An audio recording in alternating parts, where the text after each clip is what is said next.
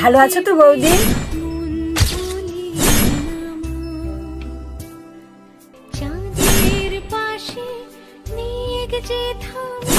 খাবে এবার দেখি।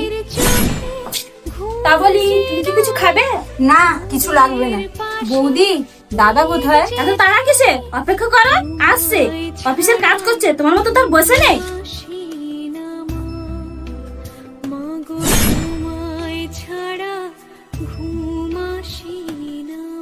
আমি নিজে গিয়ে একবার দাদার সাথে বরং দেখা করে আসি।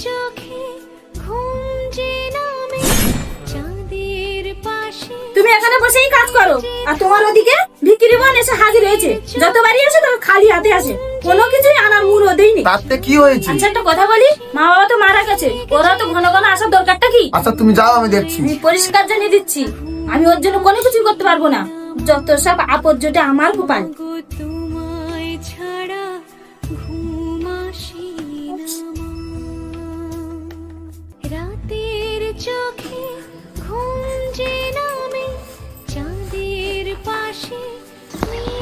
হ্যালো বন্ধুরা, দেখলেন তো সমাজে মেয়ের মূল্য থাকে যতক্ষণ তার মা বাবা বেঁচে থাকে, আর যখন মা বাবা মরে যায় তখন তার মূল্যটাই শেষ হয়ে যায়।